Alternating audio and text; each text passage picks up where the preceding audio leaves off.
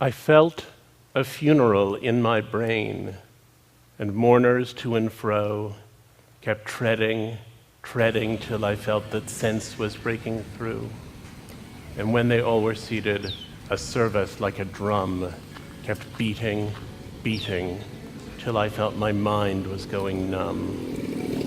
And then I heard them lift a box and creak across my soul with those same boots of lead again. Then space began to toll, as if the heavens were a bell, and being were an ear, and I and silence some strange race wrecked, solitary here. Just then, a plank in reason broke, and I fell down and hit a world at every plunge, and finished knowing then. We know depression through metaphors. Emily Dickinson was able to convey it in language, Goya in an image. Half the purpose of art is to describe such iconic states. As for me, I had always thought myself tough, one of the people who could survive if I'd been sent to a concentration camp. In 1991, I had a series of losses.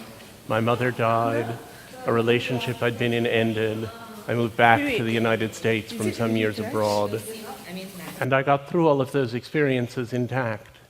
But in 1994, 3 years later, I found myself losing interest in almost everything.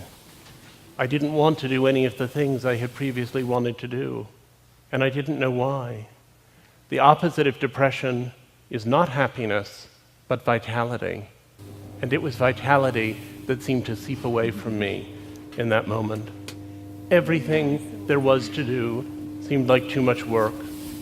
I would come home and I would see the red light flashing on my answering machine. And instead of being thrilled to hear from my friends, I would think, what a lot of people that is to have to call back.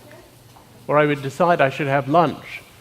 And then I would think, but I'd have to get the food out and put it on a plate and cut it up and chew it and swallow it. And it felt to me like the Stations of the Cross. And one of the things that often gets lost in discussions of depression is that you know it's ridiculous. You know it's ridiculous while you're experiencing it. You know that most people manage to listen to their messages and eat lunch and organize themselves to take a shower and go out the front door, and that it's not a big deal. And yet, you are nonetheless in its grip, and you are unable to figure out any way around it. And so I began to feel myself doing less and thinking less and feeling less. It was a kind of nullity, and then the anxiety set in. If you told me that I have to be depressed for the next month, I would say as long as I know it'll be over in November, I can do it. But if you said to me, you have to have acute anxiety for the next month, I would rather slit my wrist than go through it. It was the feeling all the time, like that feeling you have if you're walking and you slip or trip and the ground is rushing up at you, but instead of lasting half a second the way that does, it lasted for 6 months. It's a sensation of being afraid all the time, but not even knowing what it is that you're afraid of. And it was at that point that I began to think that it was just too painful to be alive, and that the only reason not to kill oneself was so as not to hurt other people.